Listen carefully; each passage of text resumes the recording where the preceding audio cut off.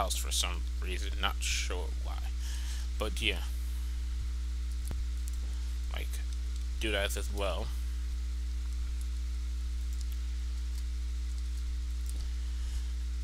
Yeah, it's gonna be an ugly looking sword, but I think it should be yeah, it should be longer. Anyway, yeah, do that as well.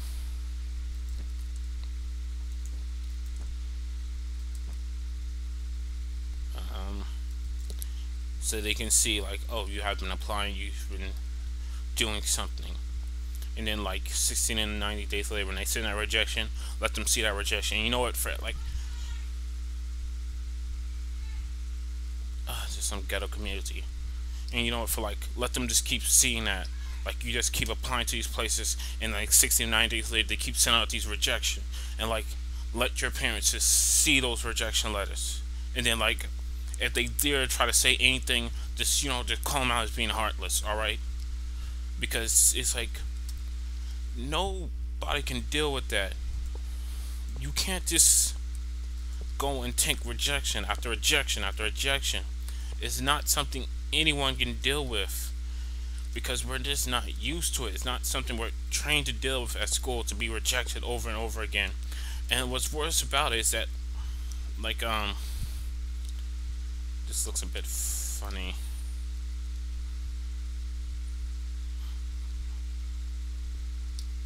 Yeah, why does my sword look like that?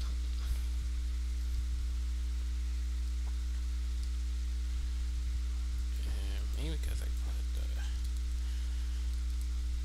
there we go. Maybe a diamond tip would do the trick. But yeah, nobody can just take rejection after rejection after rejection. It's not something we can deal with. For human beings, this is like way too harsh. If you're just getting like, if you feel like a dozen among dozen of application like I have, you need to get like dozen among dozens of rejection. Because trust me, I don't apply to everywhere. I know how bad the economy is, and trust me, I don't apply everywhere. Like, if I should list it off, yeah, I'm gonna just list it off. I applied to McDonald's, Burger King's, Wendy's, Subway's, White Castle's, Checkers, Ruby Tuesdays, Applebee's, Olive Garden, TGI. No, not TGI Friday.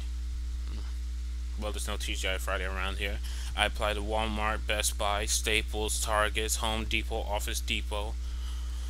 God, I'm actually running out of breath. I applied to Rite Aid, Walgreens, Pathmark,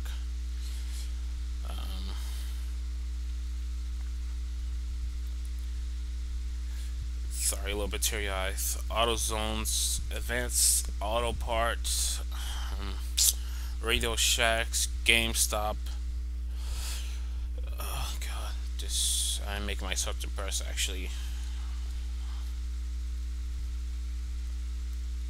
But yeah, point being is that I've done looked around. Okay, I wasn't lazy. I wasn't stalking off. It's just that like when you get rejected from everywhere, including even McDonald's, which is known just to hire people, it's like McDonald's is like literally the first job almost everybody in this entire nation has. That can be at a large company. And like when even McDonald's is rejecting you, it's like, how do you just get up and act like, oh, that never happened? Is you can't. There's no way you can deal with that. That's just too much for any human being to like deal with and just go on. And like to everyone out there,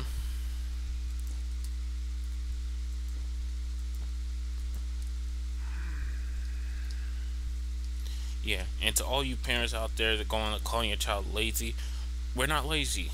We're just probably depressed because that's just harsh. Maybe you had it easy because, like, what? You got your jobs in the 90s when the economy was doing good because Bill Clinton was president and he was like, he was just making money, okay?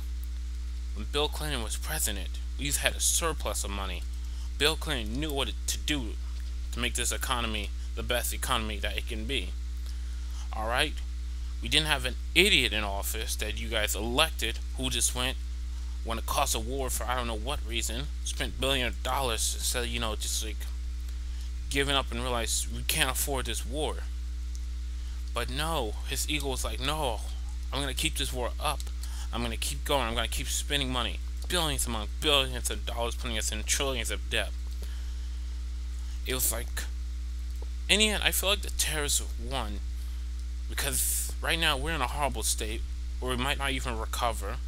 We're fighting with ourselves. We don't feel safe anymore in our own nation.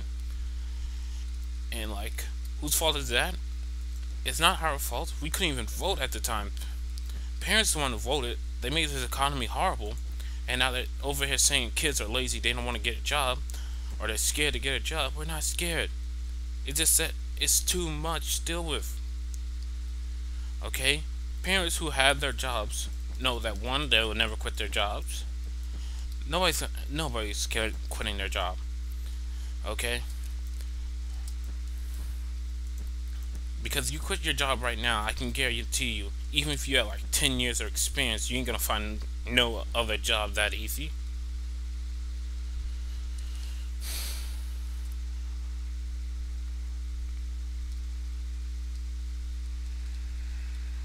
No other job that easy.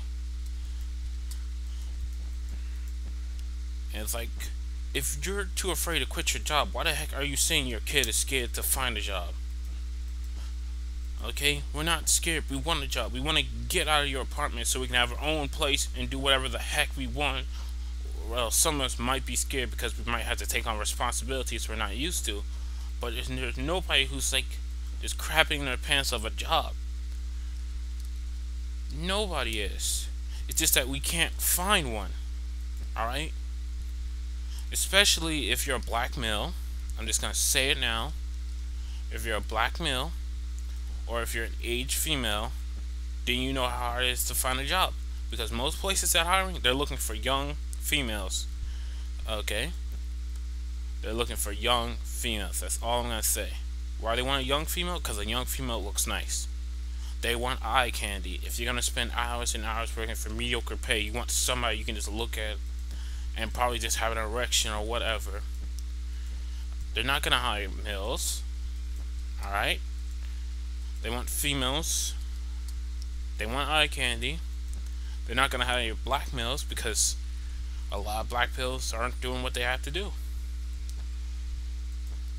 No offense. And it's like, if they're not forced to hire you, they won't hire you. Because I honestly went to my 7-Eleven, didn't even know they was hiring, but apparently they was. And they hired somebody who had straight herpes on his lips, looking like he was over here just selling weed and dope and stuff like that. While I applied, and like I've been seeing it before, so they know what I look like. You know, instead of choosing me, who can be like, you know, more reliable to do what they need to do, they choose somebody who look like they just straight came out of prison. Most likely because some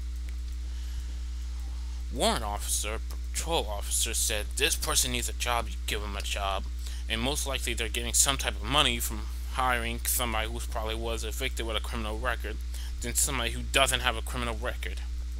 Okay, and that's the sad truth about it. America is more interested in giving jobs to people who do have criminal records. So if like the government is giving out money, I'm not sure they can get some of that government money. I mean, it's sad to think about it. It really is, but that's what businesses are doing right now. They're also not hiring new people because they want their staff. They don't want to train people now. Okay? Nobody wants to train. Like, they want you to come in, you already know what to do, so they don't have to train you a second. So that's another reason why unemployment is so high. No businesses wants to train new employees because that costs money. It takes up time. They want new employees to come in already knowing how to do this and that. And that's probably why they're also looking at those who did drugs. I mean, not did drugs, sold drugs. Because you already know how to sell stuff. Hey, just saying, you sold dope. You gotta know how to sell. They want those people who know how to sell stuff. And it's like horrible, really. Because it's like people out there, good people who just looking for work, looking for a job. And they don't want to give it to them. And like parents just don't really understand that. Because you would not call your child lazy if you knew what state the economy was in. That would be the last thing to come out of your mouth. Because no child is lazy. No child is not doing what they have to do to get a job. No child wants to be sleeping on your couch. yeah, I'm kind of sleeping on my mom's couch. But no child wants to do that. Your couch is not as comfortable as you think it is. And it's like there's parents out there who just doesn't understand the hustle and the struggle that literally their children are going to, and they have the nerve to call them lazy or fearful of employment. It's just like there's so much that a young person has to deal with looking for work that we are just not prepared for. Okay, there's no child prepared for rejection after rejection after rejection. I mean, no offense, I graduated like second. I was ranked 2 out of 143 students. Okay, I was on super honor rolls every cycle of every semester of every grade. Trust me, you can look this up. My academics records read like a book. I was president of the National Honor Society in my school. I did I was on the green team. I was vice president of the Young Entrepreneurs Club and the co-found well, one of the founder members of it. Well, original members of it. All right. No offense, but my department chairs knew me on a first name basis. Well, technically it's a school, but point being is I knew the department chairs, I knew the vice principals, I knew the principals, and I never been like sent there for something bad. It's always like, oh, we got a scholarship, we want you to sign out, or can you represent our school? Because I've been hired to represent the school. I went to a principal meeting, freshman year, to go and talk about the school's pre-engineering program. And like even the principal calls and pat me on the back saying, "Oh my gosh, that was a nice job. Thank you so much for your service." So it's like I'm a star student, right? I wasn't goofing around messing up. But the thing is, like, problem with being a star student, right? And I don't want to discourage people, but the problem with that is like I dealt with the stress, right? Now I can think to that stress, okay? I might need to take a few days off of school, to relax a bit, because you can't just go and tank your way through everything.